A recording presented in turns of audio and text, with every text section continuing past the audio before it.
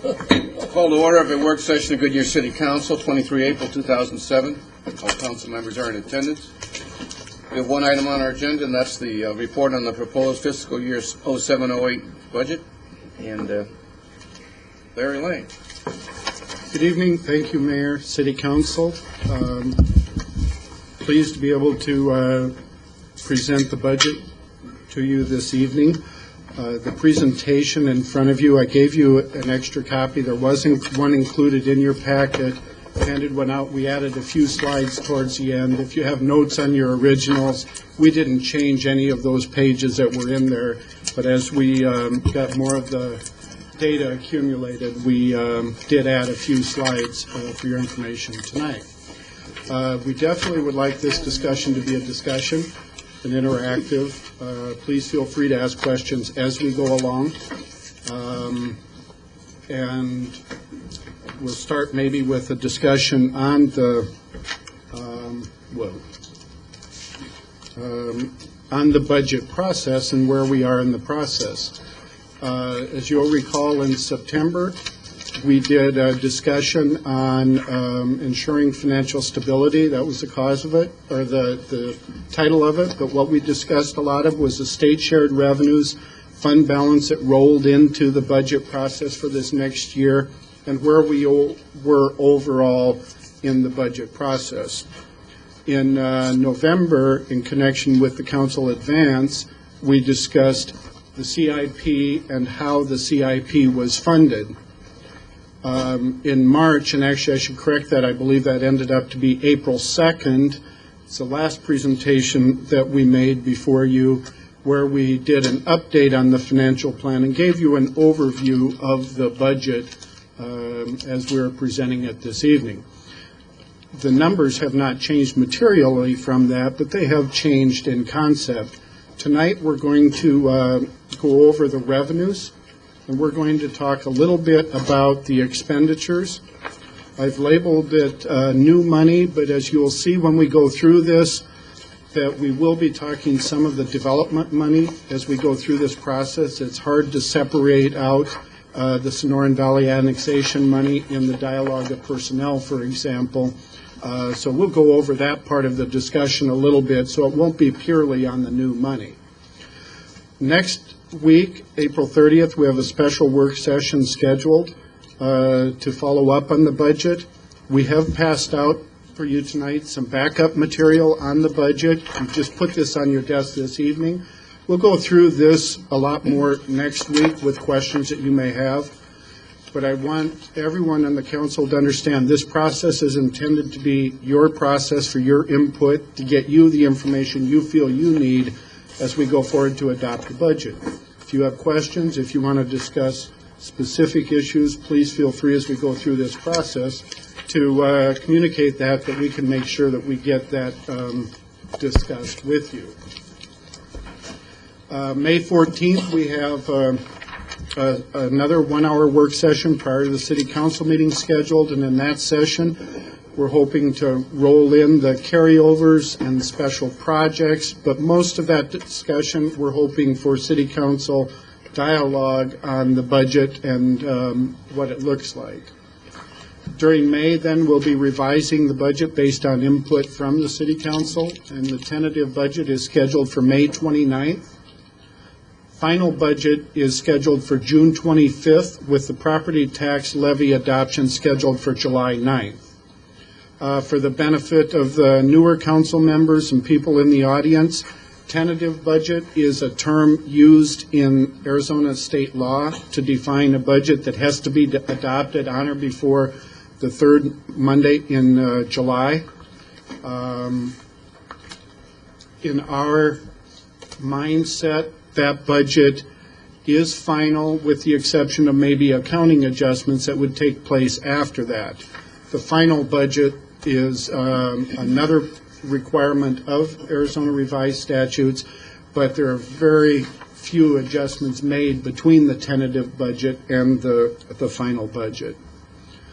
So what we'd like to accomplish tonight is to review the major revenue forecasting assumptions, review some key expenditure budget assumptions and projects, I want to follow up on the debt issuance question that we were asked at the last session, and then an overview of the handout material that we provided you this evening. With that, I'm going to ask Joe Pizzillo to come up and discuss the revenue forecasting assumptions. Thank you, Mayor and council members.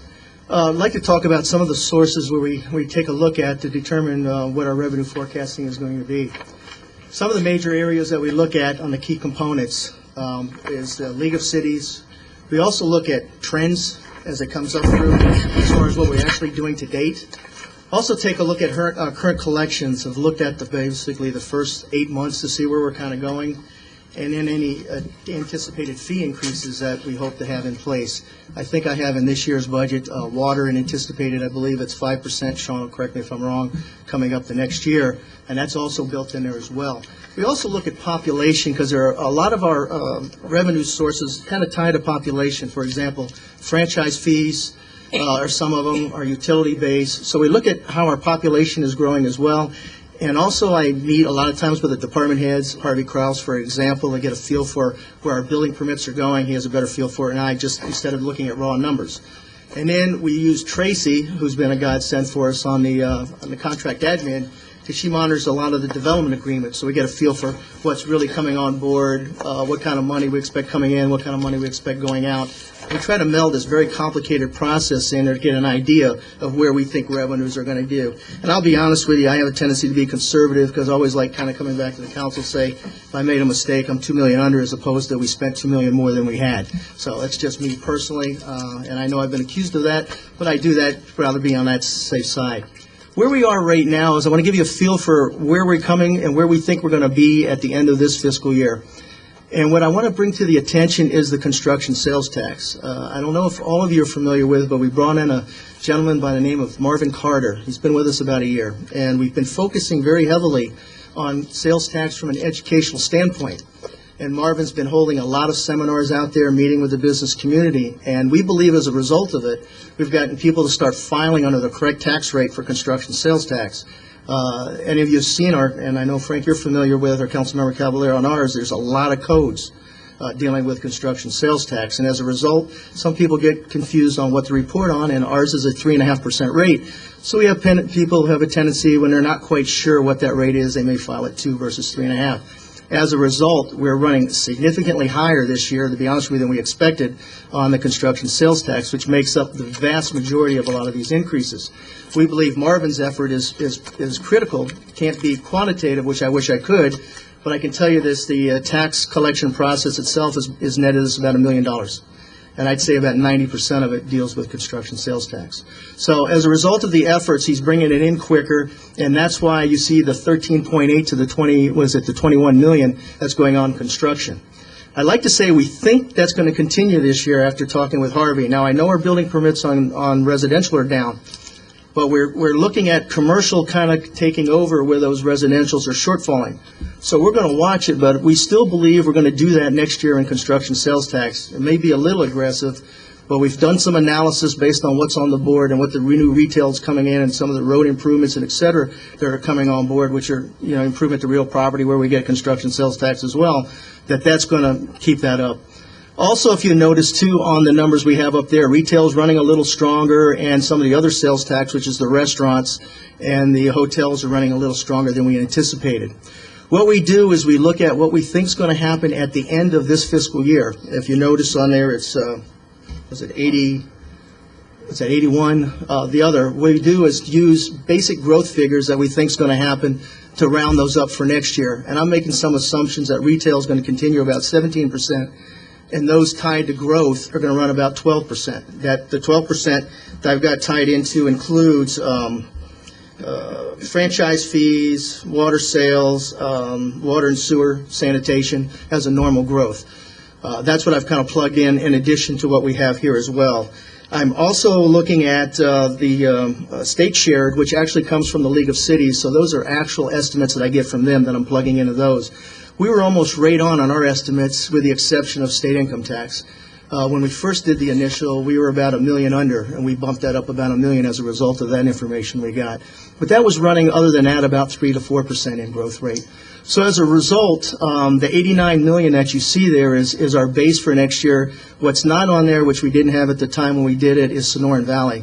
I've got an additional, I believe, $2.8 million total in for the Sonoran Valley to cover those costs as well, which are going to be offset on the expense side as Larry gets into more further details, we get to the expenditures. Any questions so far on some of these numbers that I have up here? I have a question. Sure. In fact, I talked to Jim about it this morning. You have estimated construction sales tax, retail sales tax, and zoning fees, and building. Okay, so we've incentivized Westcor, Vestar, now Rose is on tonight's agenda for $5 million. Duke Realty and Federated was in reimbursables in construction and sales tax. Rebates was $9 million almost. Do you include that in your projection? In other words, if your projection is for retail sales was 14 is some number, do you reduce that by the expectation that we're only going to be collecting half of a certain part of retail sales tax? Good question, Mayor. What I do is I take a look at the agreements, and for example, in this year I have an additional part of that $22 million in construction sales tax. I anticipate about $2 million of it going back in incentives. So what I do is I have the revenue, but I have the expenses going back as a separate line item. So therefore it was 24 and you reduced? No, I still think it was going to be 20. It would have been 22 with the others coming on board as you saw, but I got $2 million going back, so the net effect is really $20 million.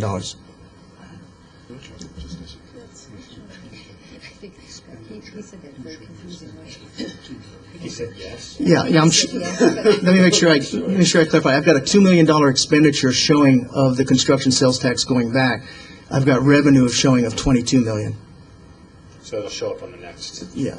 So it's really not 111.2, it's 109.2. If you want to net it, yes, correct. And we do. Yeah. Yeah. So the answer to my question, though, is you do that. Yes, Mayor. In your projection, you take into consideration what we have promised to reimburse or rebate. Yes, Mayor. Thank you. Councilmember Souza? Thank you, Mr. Mayor. Joe, once a shopping center is constructed, how long before taxes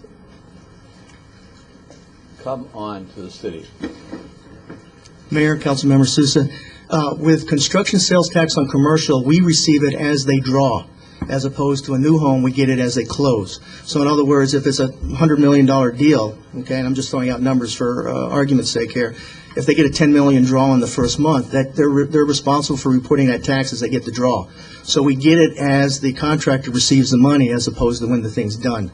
So that's why I anticipate this money continuing on. Even though the new homes are sliding and we may lose some money from the sale of new homes, that we don't collect till they go to close of escrow. That's construction sales tax. Construction sales tax, that's correct.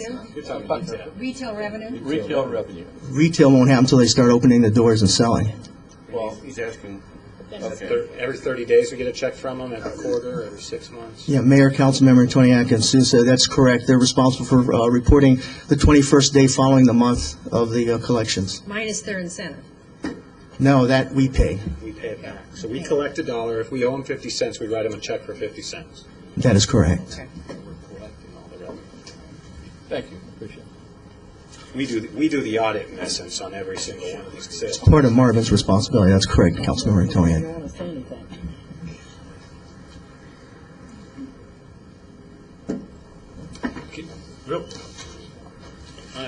On a different topic, real quick, you mentioned Sonoran Valley. What's the net effect again? Just mention that again.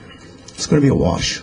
What I do is I book the revenues based on what the expenditures anticipate to be. Okay. So what will happen is on Sonoran Valley, whatever we can bill them, I offset with the revenues. With one exception, Councilmember Antoniak, we have a $225,000 overhead in addition to the direct costs that we collect from them.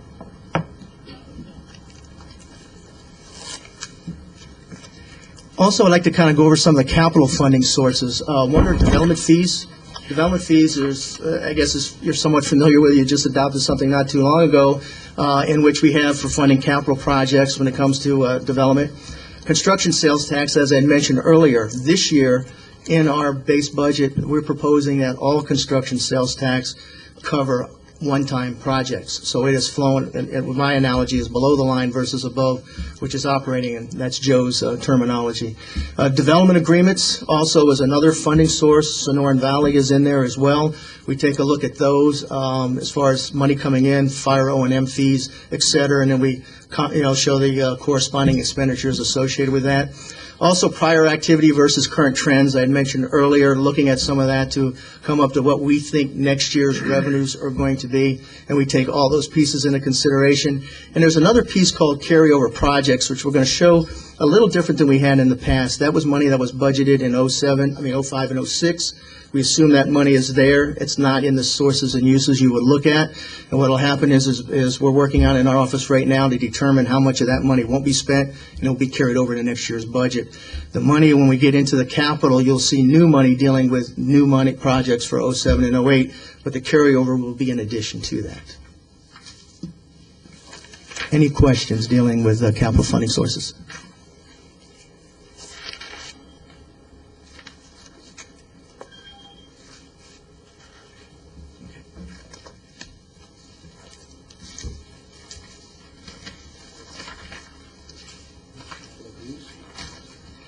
Okay, thank you, Joe.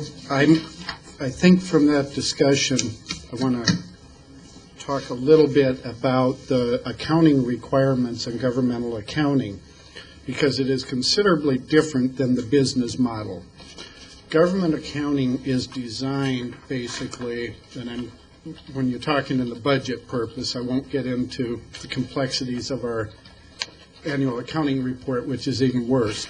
But governmental accounting is designed to deal with the flow of resources as opposed to measuring net income in a business environment.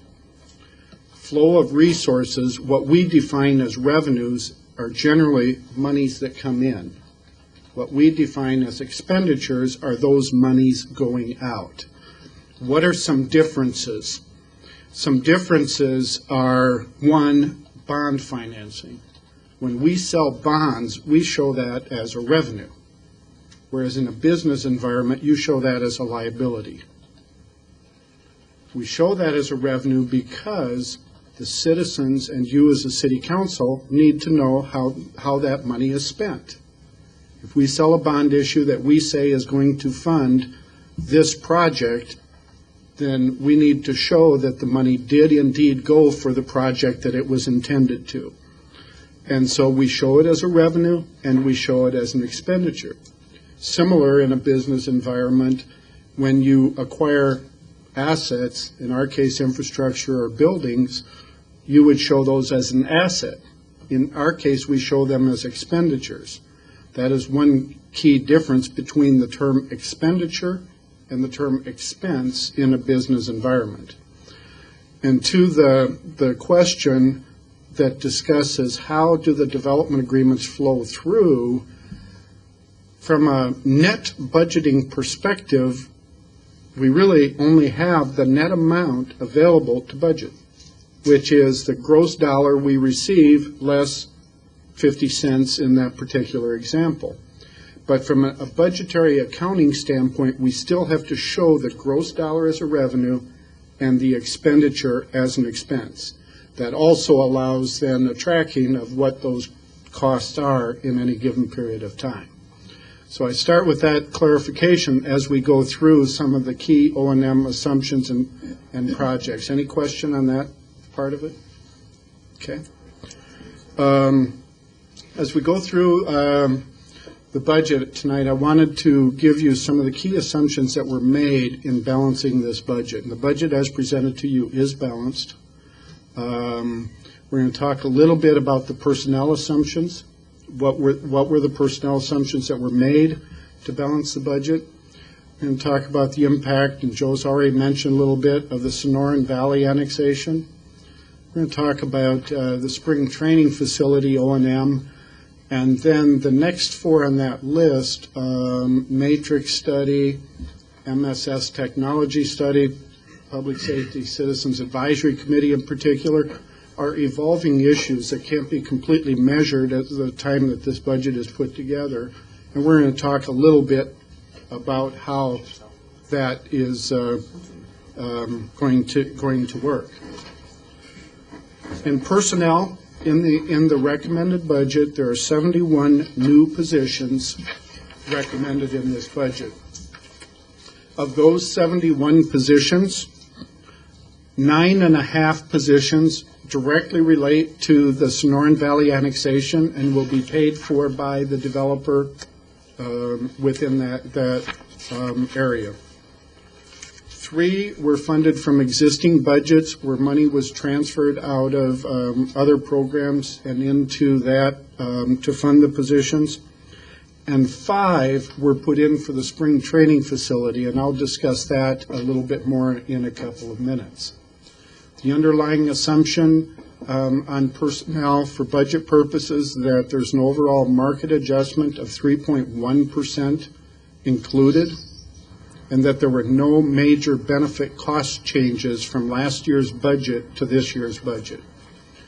And I will explain some of that so that our risk manager doesn't completely panic.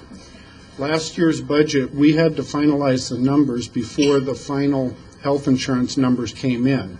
They came in lower than anticipated in the budget, and that surplus is still sufficient to cover his estimates for this year.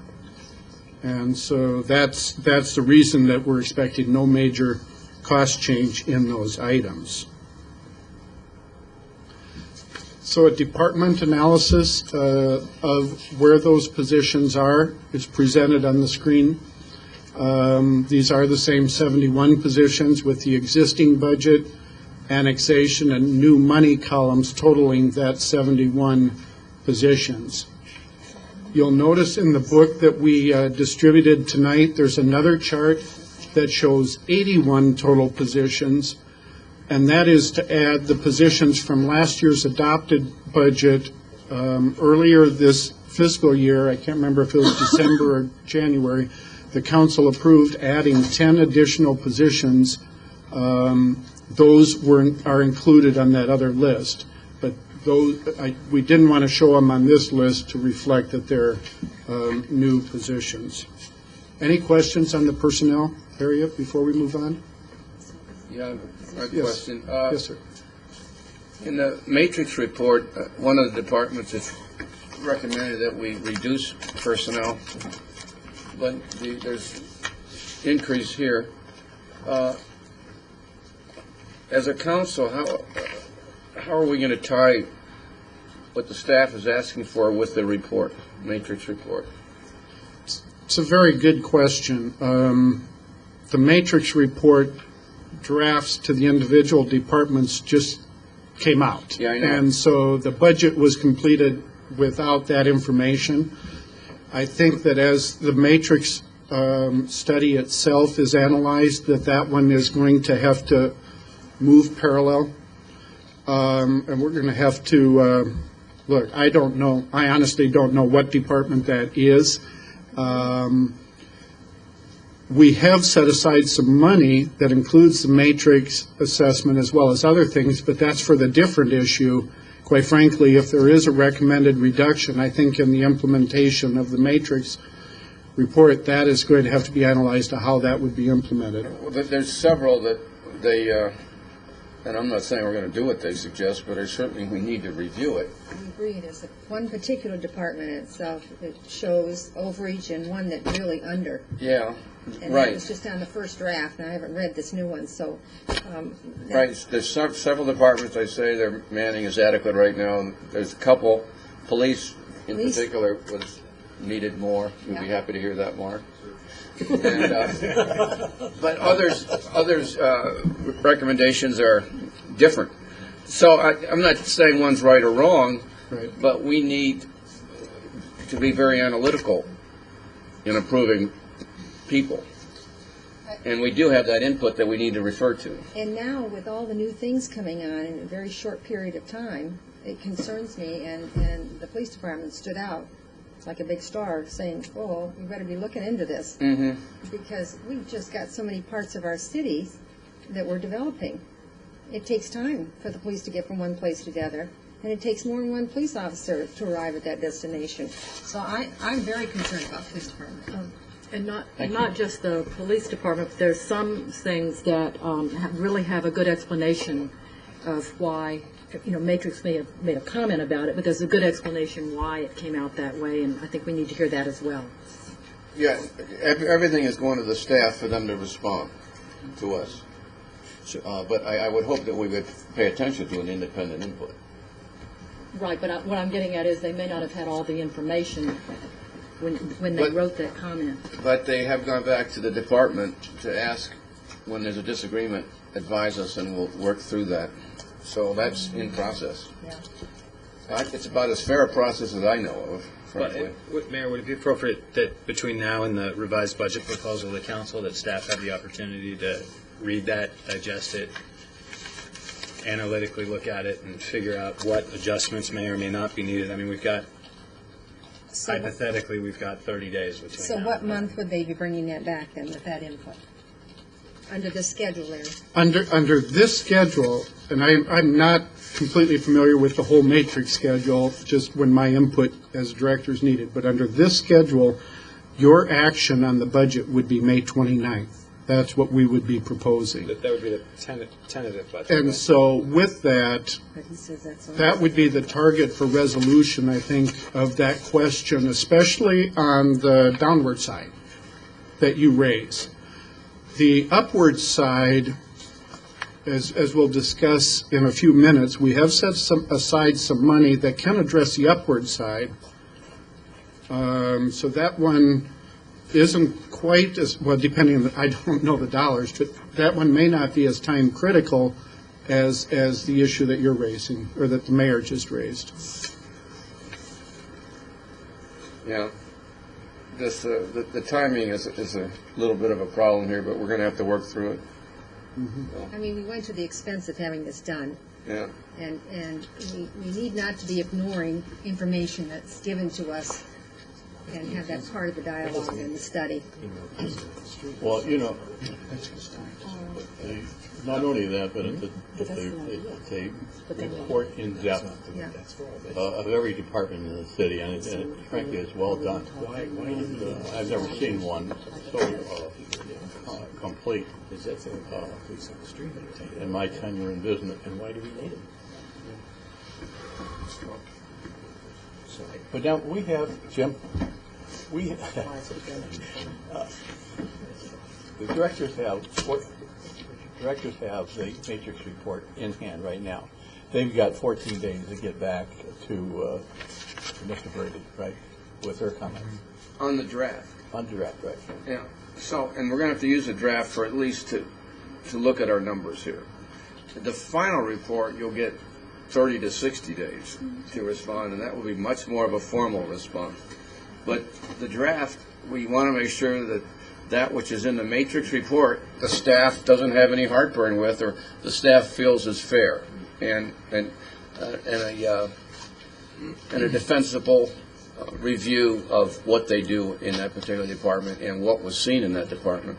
And if they do disagree, that's the time to bring it up, is the draft. You can bring it up later, but if you can get it done in the draft, you're going to be better off. So that's going to be out. I don't know if it's out there now or not, is it? It was, okay, so it's out there. But we're going to have to look at the draft to help with the people numbers. I think, Maybe offline or something. yeah, I think as we go forward in this process, we have a couple more opportunities to discuss that as to what the mechanisms are for those departments. Also, that might indeed be over in that report. Joe Pizzillo just reminded me, I kind of shudder a little bit at this concept, but the tentative budget, when I referred to it earlier in the legal process, state law says your budget cannot get higher than the tentative budget. Whatever you adopt that night is your cap. It can go lower in the final budget. I personally kind of prefer that we have the direction set at the tentative, but if that's not practical, that would also be an alternative in this particular case. So Larry, if we do that, then you were saying we've got some room to maneuver a little bit if we go with the tentative budget thing. Yeah, and there's I think a number of issues that have to be worked out, and I think offline we should work on some of those that you're asking. because there also is an effort right now for some other departments that have the needs to accelerate getting those positions hired. And so how do we blend the two? And I think there are ways to address it. I think just as a staff, we need to work offline a little bit on that and keep that open dialogue in this budget process. Larry? Will there be an analysis that we'll see from each of these departments where they need these people and where they'll be, I mean,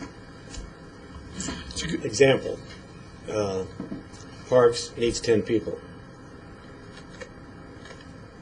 Where? Where in Parks? Police need 20, or fire needs 20. Police needs 15.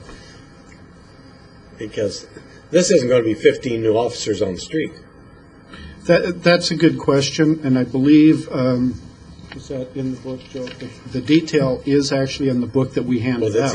It's in Now, there isn't a lot of discussion of the why, and I want to talk a little bit about the process we used this year internally to get this to you that was a little different than maybe what has been done in the past. As part of it, you recall the discussions that we've had in putting the budget together, that we really wanted to focus on the capital side of the budget and reduce the growth in the operating side. And we did reduce it if you take out the 9.5 positions that are related to the annexation. We added less people than we had been. But in doing that, one of the things that was also done was that the departments had a tremendously higher say in the prioritization of the resources that were applied to them and the positions than they have historically.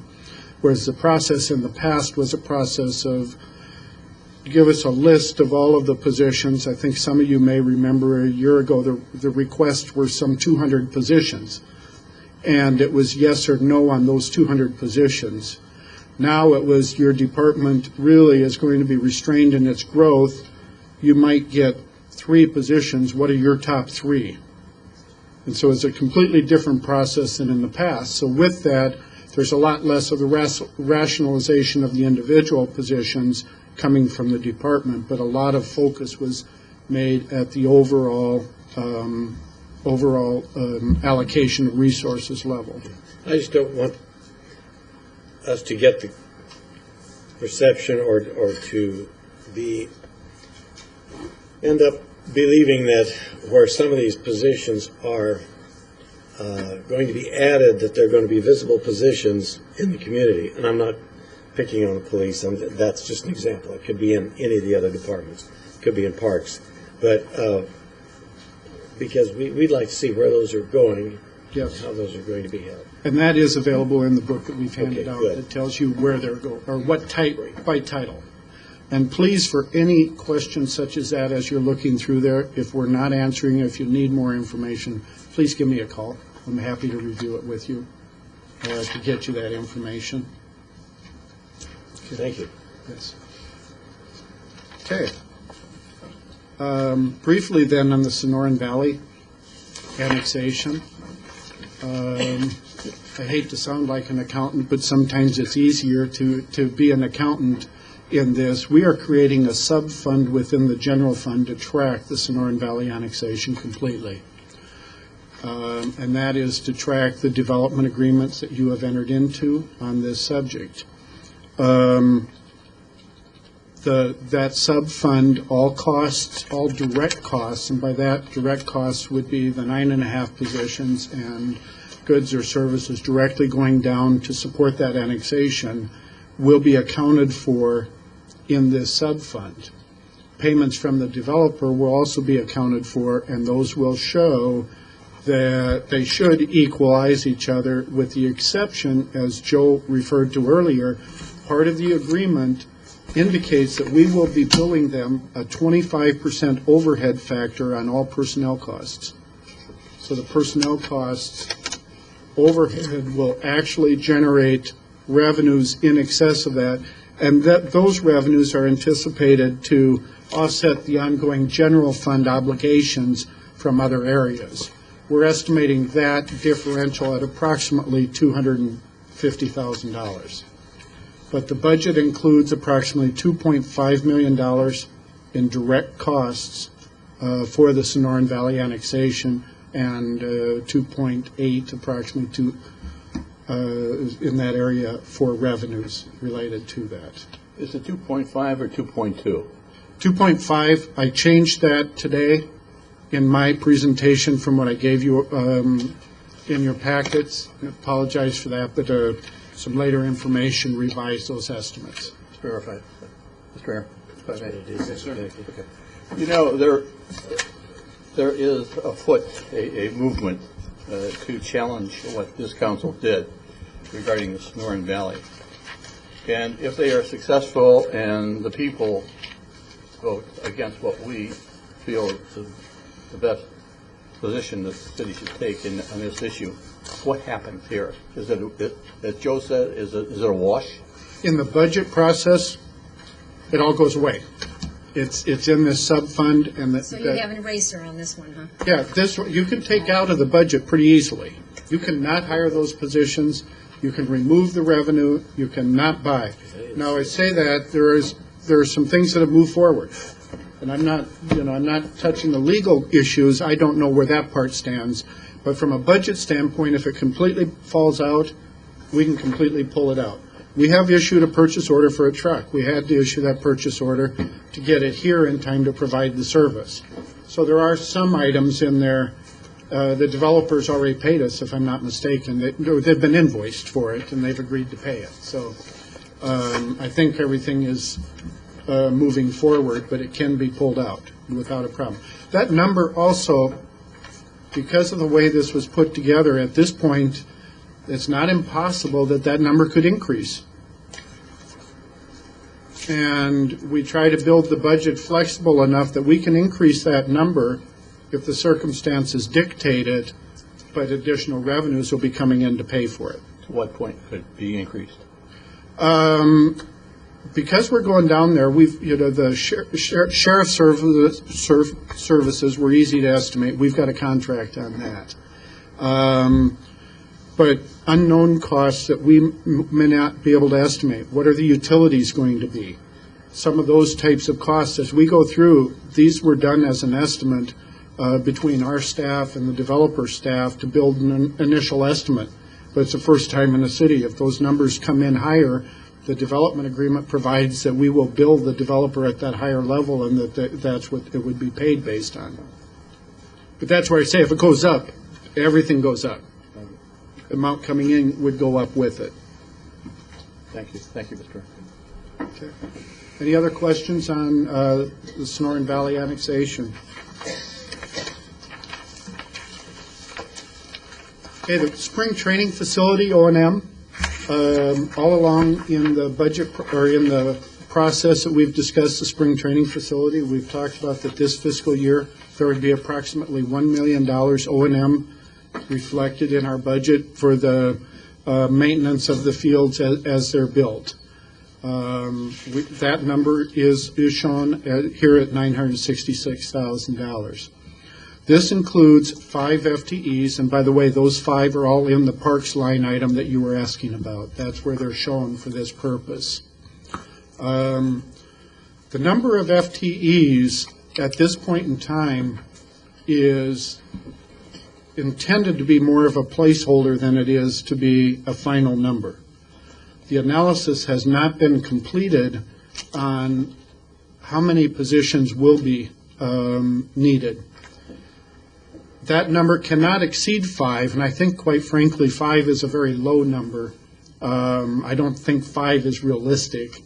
That number cannot exceed 5 without coming back to you for approval.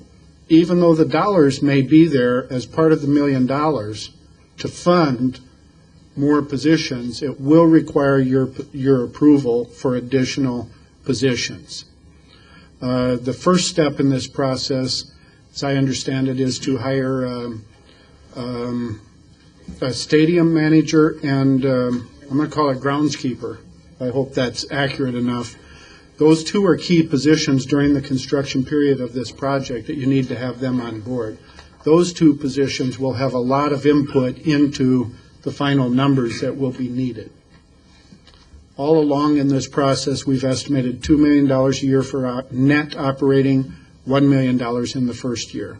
We're not expecting revenues in the first year, but we're keeping the $1 million for that purpose.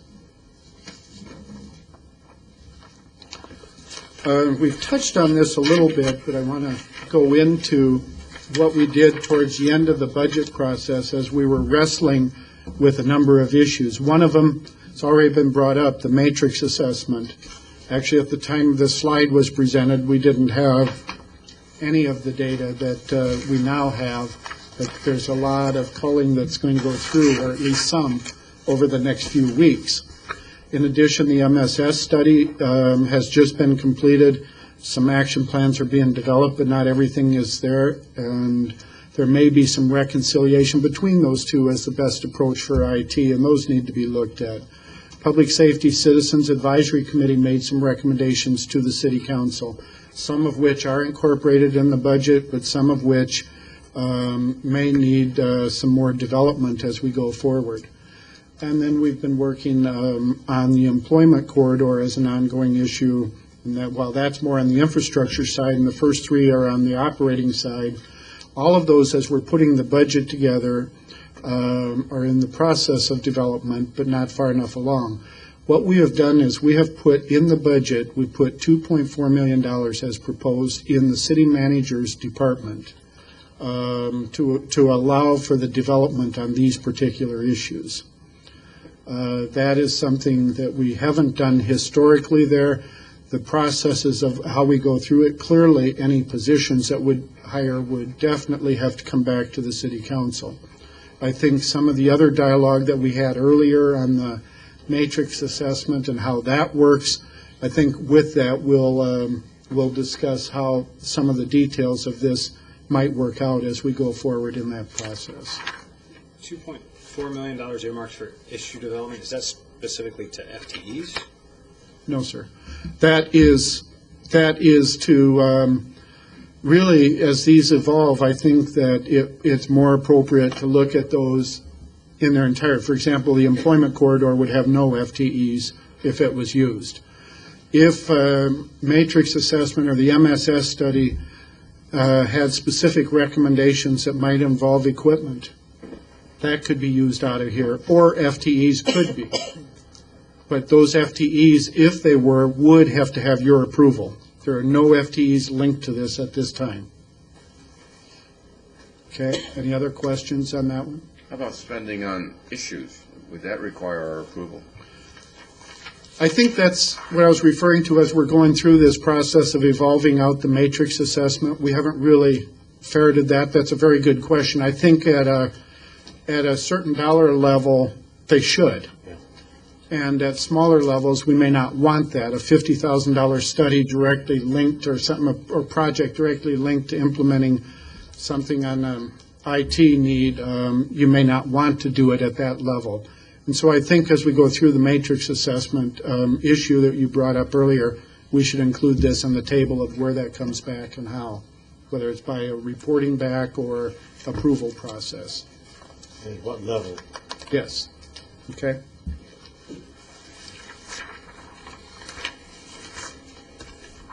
I'll go over briefly some of the capital assumptions and projects. You'll notice in the documentation that you have, the capital improvement plan is not in there. And what I forgot to mention on the schedule, and it was in my notes, but my senility didn't allow me to read them. The timetable on the capital improvements plan on the May 29th council meeting, that the regular meeting we have scheduled for adoption of the tentative budget, we're planning a work session at 5 that evening to review the updated capital improvement plan. You'll recall Ken brought that to you, I believe it was in January. Here's where we were at that point in time. Needed to balance a few numbers and put it all together. All of that's happened. And there'll be a work session that evening to discuss the capital improvement plan. Final adoption of the capital improvement plan is scheduled then for June 25th, the same night as final adoption of the budget. From a technical standpoint, you can adopt the budget without adopting the capital improvement plan. Your adoption of the capital improvement plan is what authorizes the specific projects. The budget is what authorizes the dollars. Okay, and so with that, though, some items and they have been mentioned to you previously, but the city center, performing arts, and library are funded this year at a master plan level, if I recall, within the capital improvement plan. The employment corridor, which is a source of funding for some of the infrastructure reimbursement that was discussed earlier, but also that is being looked at for other solutions or questions out there in infrastructure, and water resources. And those are all some big dollar elements of the capital improvement plan. Other capital that's included, the spring training facilities are moving forward in this budget process. We'll add those as special projects as we get to the May 14th meeting. They will not be shown as capital items in the handout and the information that you have. The Sonoran Valley annexation capital items, again, I know I'm being redundant there, but specific capital items there are reflected. And the revolving fund. The revolving fund, first of all, as a reminder of what that is the funding that we set aside a couple of years ago when we saw the I-10 project happening, the stadium happening. We started setting money aside to fund those projects going forward, and we set up a 20-year financial plan as to how those were going to be financed. We've financed in the 06-07 $2.5 million in the revolving fund.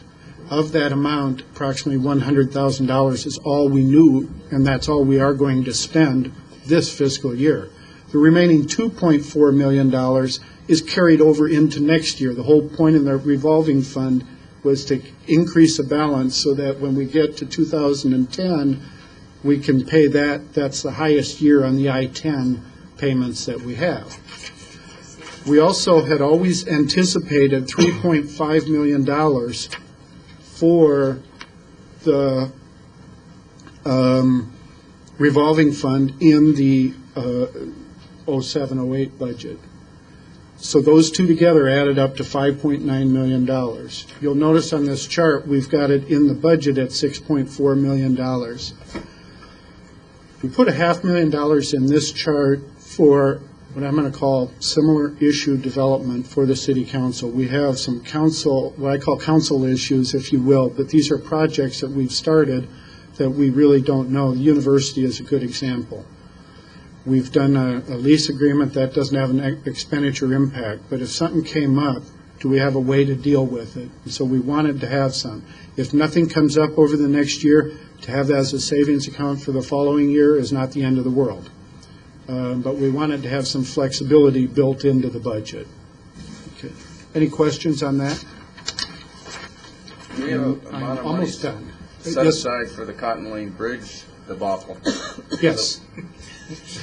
We need money set aside for that. We have, the funding that we have set aside, we have assumed that the agreement that's on your agenda tonight is approved that way, with that money coming in from Newland, but also those expenditures outlined for the road extension being spent. We have assumed that. We have assumed that no development takes place in the King Ranch property, which is the method of recovering that money. So the whole capital improvements plan and the budget is built with that assumption. There will be no impacts on that in this budget process. I know we won't move ahead with King Ranch, but on housing until they pay off. But there's no assurance that they'll ever pay off. That's correct. So do we have money that we are planning as a backup in case we don't get the money from them? You know, we are assuming we don't get the money for it ever. Okay, all right. The budget is built assuming they don't pay.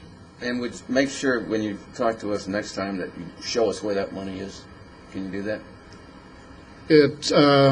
Okay, yes, I will do that through the sources and uses. Good. Yes, sir. We need that for a little security blanket on that one. Yeah, do we? Yes, we'll show you how that flows through.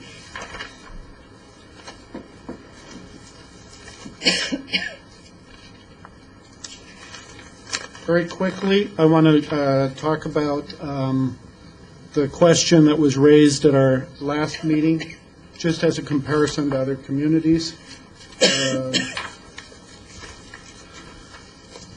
We were asked specifically, Chandler and Gilbert, and very convenient. No, those are two good examples, and quite frankly, I was in a meeting earlier last week with the immediate past Administrative Services Director that includes finance for Chandler. And so I just asked her just what their policies have been and how they've evolved. At the time that their growth was at its highest level, they were funding most of their debt at 20 years. They are currently doing their GO debt issues 11 or 12 years. But some of that is that they've matured more heavily. They're able to be more current. Their logic in shortening those timeframes was it looks better to the rating agency, which would make sense, to have the shorter maturities. But the offset to it, of course, is that there's less funding available. Gilbert also, probably for different reasons, but Gilbert also originally financed during their peak growth periods over 20 years. They are currently at 10 years. Our financial advisor, when I asked him about Gilbert, said kind of a similar evolution, that as they've matured a little bit more, it makes sense for them to do 10 years at this point in their development. But both of them, when they were at the same level of development that we were using 20 years. And their financial security now? I haven't looked, so I don't know the answer to that question. In both cases, I think that, I don't know their bond ratings, but both are, I think, financially successful organizations. One, they were able to shorten their debt as they've matured a little bit, which tells me that they're able to catch up on some of their projects. Did you, Mayor, if I may keep going? Sure. Did you happen to have any conversations about different bond periods for different types of capital assets, i.e. the sewer line typically breaks before the water line, and so you might bond one longer than the other, or less than the other for that matter? Yes, we have, and a number of entities. City of Phoenix does that quite a bit. In government, a little bit different from the private sector. What I like to focus on is how we're paying it back more than what it's financing. The security that we provide to our bondholders when we sell bonds is our ability to pay back. If we put a sewer line in and that's funded by a bond issue, I can assure you that bondholder never wants that sewer line. They want to make sure they're getting their cash back from us. They're more concerned about our ability to pay back. Not that it isn't relevant. Clearly, I think a longer-term asset, I would never want to fund a fire truck over 25 years. Right.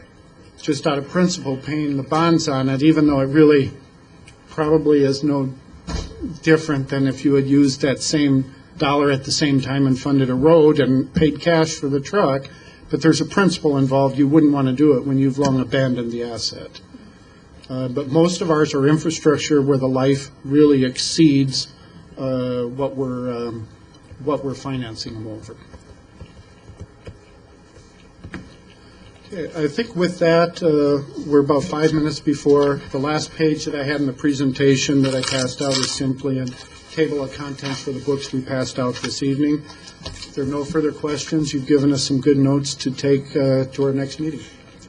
Any further questions? Okay, thank you. Meeting's adjourned.